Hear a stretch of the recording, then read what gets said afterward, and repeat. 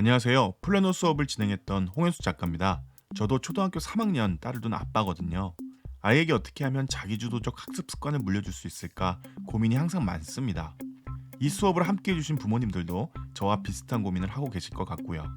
그래서 저는 이 영상을 통해 세 가지를 함께 공유하고자 합니다. 첫째, 기다림입니다. 이게 가장 중요한데요. 오래전부터 많은 플래너 교육을 했지만 어른 아이 할 것 없이 대부분 플래너 습관을 갖는데 실패하더라고요. 대체 왜 이런 결과가 나오는지 궁금했었습니다. 그러다 유명한 교육학자인 피아제 선생님의 인지발달 이론을 통해 힌트를 하나 얻게 됐는데요. 그것은 연령에 적당한 내용을 적당한 방법으로 교육해야 한다는 것입니다.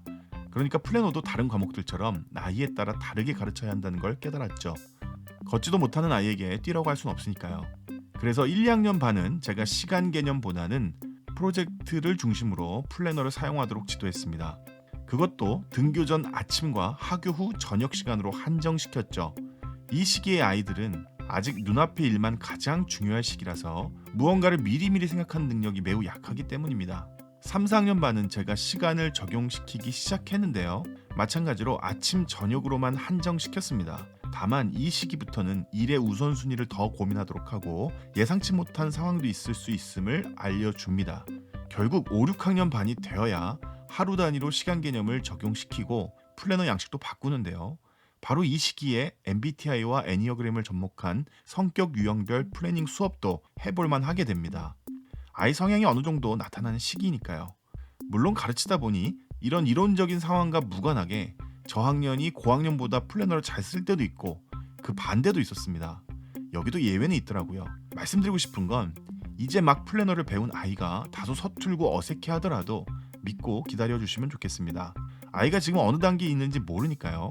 수업 듣자마자 바로 잘 쓰는 아이보단 반대의 경우가 확률상 훨씬 더 많을 겁니다. 둘째, 플래너를 계속 쓰려면 가시화, 구체화가 중요합니다. 아이 눈에 잘 보이는 곳에 플래너 두는 위치를 정해주시고 오늘 수업 때 포스트잇 플래그에 적었던 내용은 가장 기본적인 내용들이니 시간이 좀 지난 후에 서서히 좀 더 구체적으로 추가 작성을 해주셨으면 좋겠습니다. 일단 초기에는 기본적인 것들을 해내는 성취감을 맛볼 수 있도록 하면 좋을 것 같아요. 셋째, 플래너 미팅을 매일 짧게라도 꾸준히 해주세요. 맞벌이를 하시는 부모님들은 다소 부담되실 수 있는 이야기죠. 그러나 1, 2분도 무방합니다. 오늘 해야 할 일들은 모두 완료했는지, 못했다면 이유가 뭔지 가볍게 대화하면서 해낸 일 위주로 칭찬해 주시면 좋습니다. 사실 제가 이번에 아침, 저녁, 심지어 일요일 저녁에 짧은 구독 수업들을 만든 것도 결국 아이들에게 플래닝 습관을 확실히 만들어주고 싶었기 때문입니다. 플래너는 재능이 아니라 절대적으로 습관의 문제거든요. 예쁘게 썼냐, 잘 썼냐 이게 중요한 게 아니라 썼냐, 안 썼냐가 훨씬 더 중요합니다. 미국의 교육학자 베리 짐머만은 자기조절 학습은 스스로 인지, 동기, 행동 조절을 하며 학습을 해내는 것이라 하더라고요. 저는 플래너가 이 세 가지 요소를 관리하는데 좋은 도구라 확신합니다. 천성적으로 뭐든 꾸준히 하는 아이도 있지만 대부분 부모의 지도가 필요하잖아요.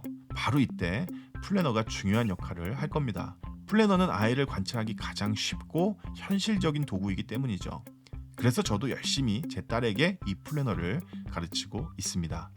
오늘은 여기까지입니다. 앞으로도 이 채널을 통해 플래너에 대해 말씀드릴게요. 구독, 좋아요, 알림 설정 부탁드리고요. 안녕히 계세요.